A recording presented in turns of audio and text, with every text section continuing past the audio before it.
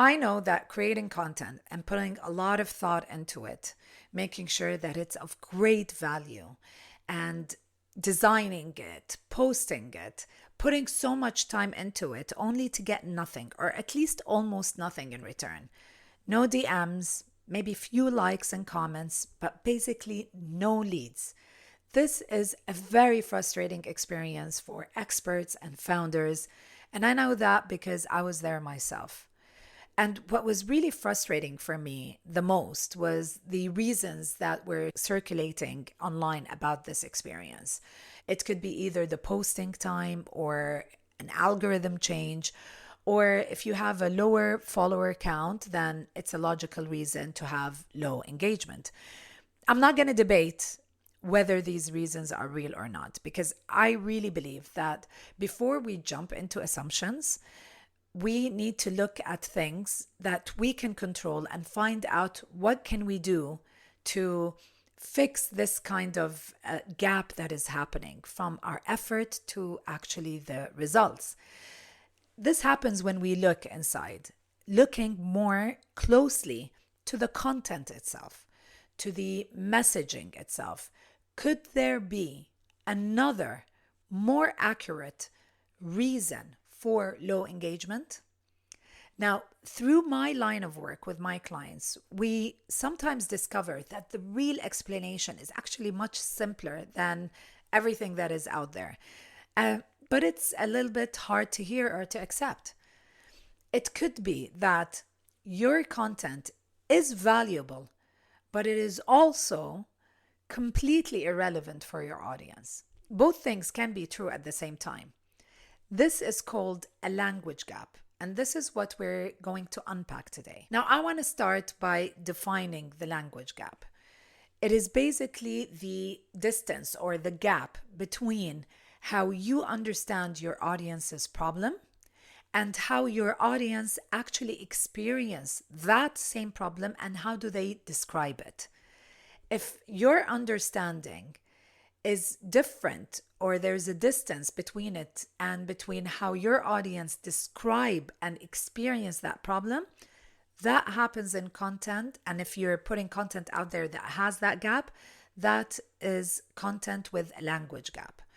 As an expert, you have the expertise, you have the experience, you have the knowledge, and you have a solution that you offer to help your clients solve that challenge. You do that because you understand and you know the root cause of why your clients or your potential customer, your audience is experiencing that challenge. You know the root reason behind that experience. So you know what they are facing in terms of these challenges. You have a name for that pain point. You have a solution for that pain point. You could have a product, a framework for that pain point. But what happens is that when you're creating content, you are speaking on the diagnosis. You're talking about the diagnosis, the core reason why this challenge exists for your clients. The reason why your audience are having this pain point. But on the other hand, your audience are not living, or at least they're not communicating on that diagnosis level. They are living on the symptoms level of that pain point. They speak about the symptoms, they speak about a frustration. Their experience and their challenge is felt differently because they are sensing the symptoms as a result of the core diagnosis of that problem. So when your content speaks on a diagnosis language to someone who only recognizes the symptoms language, your audience will simply scroll past your post because that content that you've created, it doesn't speak to them. They simply don't recognize themselves in the content that you've created.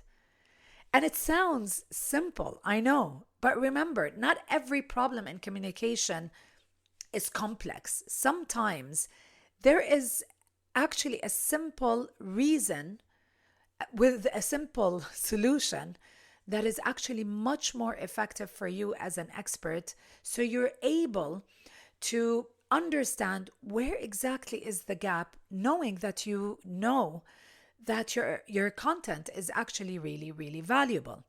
So what I want to talk about today is talk about that language gap and help you know how to diagnose if you're experiencing really low engagement when you're really putting out valuable content. It's important that you are able to diagnose what exactly is wrong with this content and where is the gap.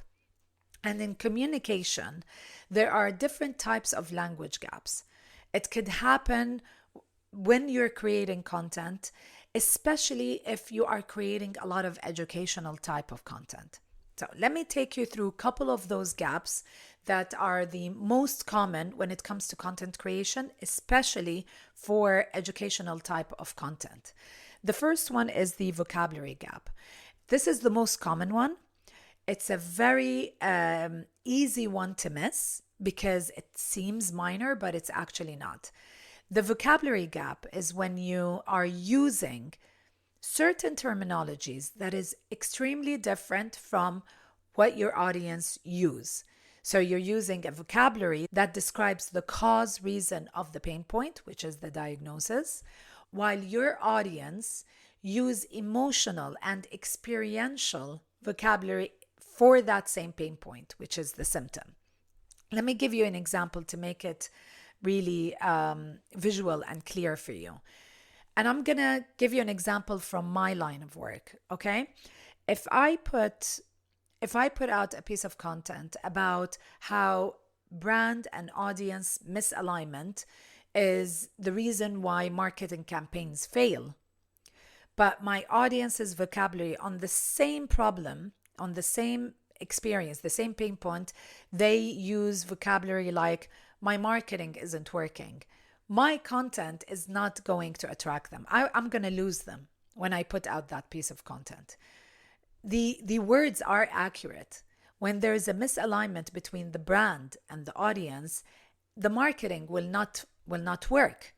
But for them, they see it differently because they're experiencing it from a different perspective. They look at it just in terms of the result. My marketing is not working. Their words is basically how they actually feel about the problem.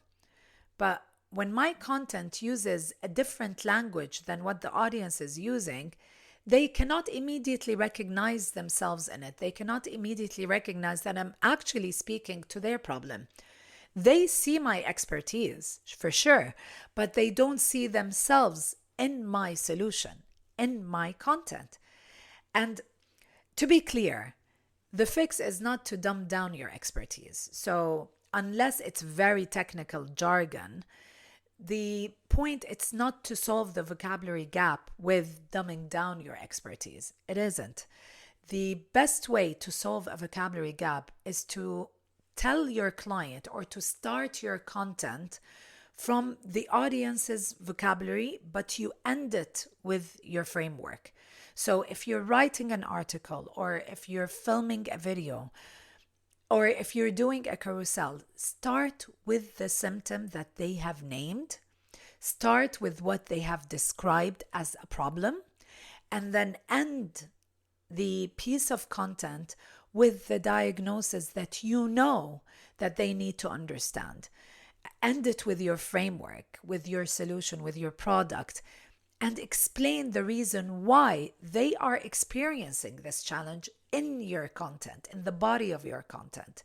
That's how you don't sacrifice your vocabulary or you dumb down your expertise, but at the same time, you attract them by kind of showing them that you understand their experience and their pain point. You understand it as a start to your content in the beginning. That's how you do the content creation, from the beginning to the end. That's the journey. The second type of language gap that I would like to also talk about is the urgency gap. Now, being relevant doesn't only happen when you fix the vocabulary gap.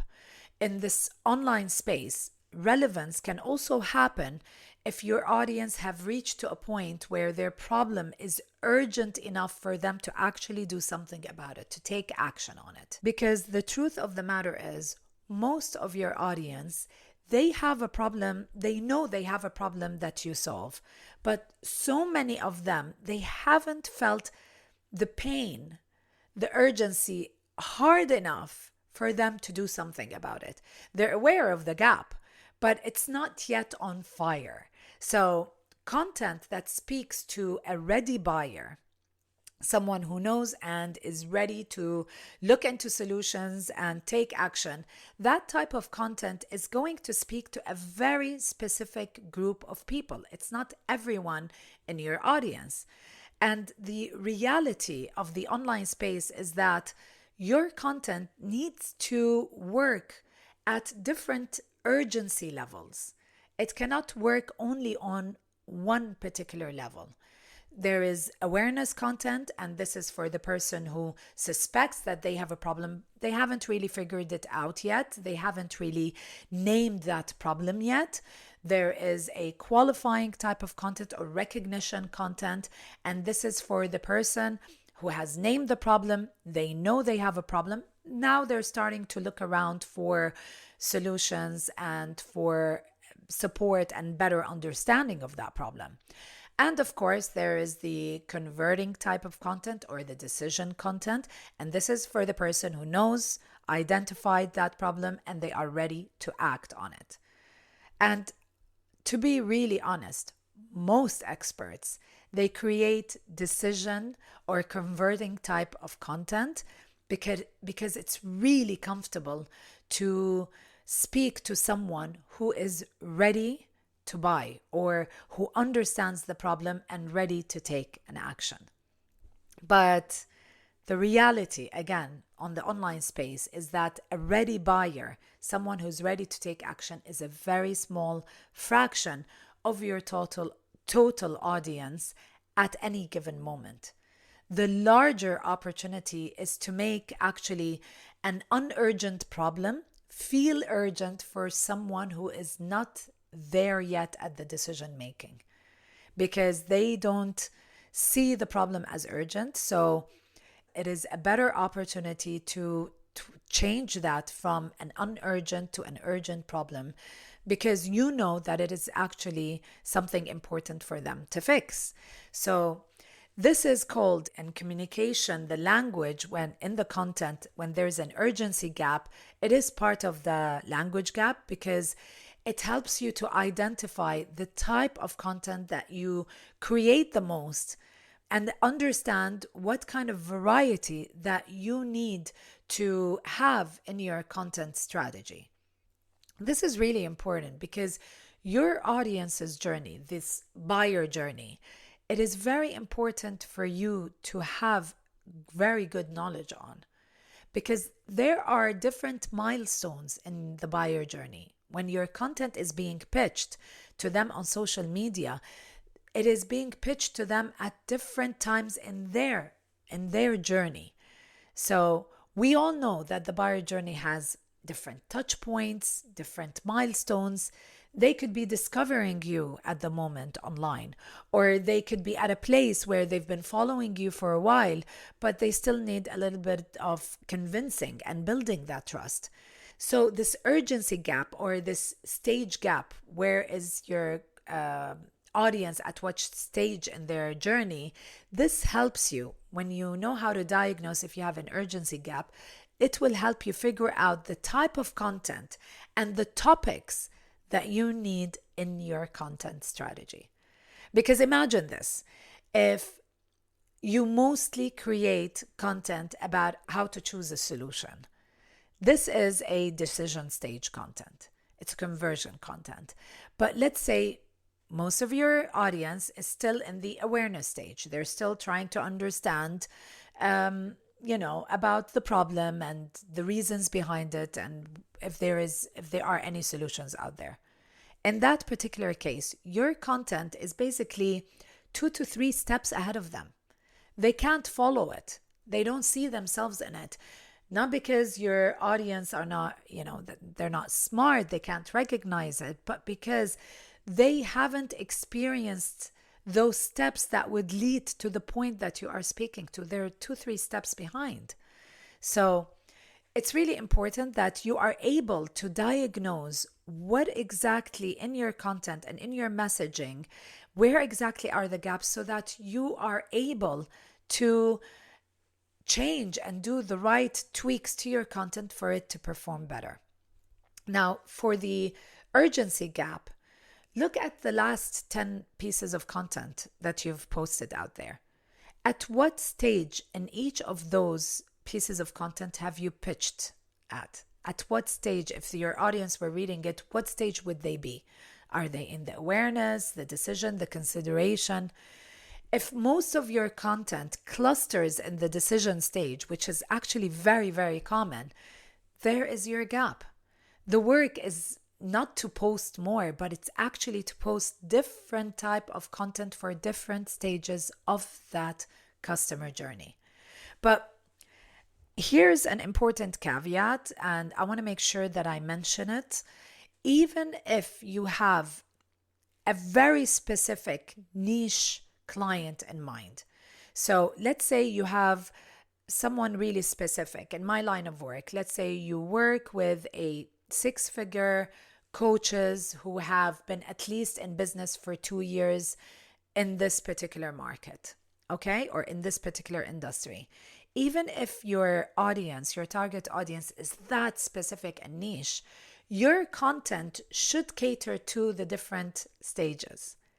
So even for a niche audience, there are stages in the buyer journey or in the audience's journey. There is an awareness, there is a consideration, and there is a decision types of milestones. And your content should cater to these different stages so that it is relevant even in your niche. Before I end, I really want to help you better recognize which gap you're experiencing in your content to help you to fix it, and then for your content to start performing the way that you intended for it to perform or you wanted for it to perform. Again, for the vocabulary gap, when you write the next piece of content, just ask yourself, what would my client Google this problem? How would they describe this problem if they wanted to Google something about it? What would be the question? That is your opening line.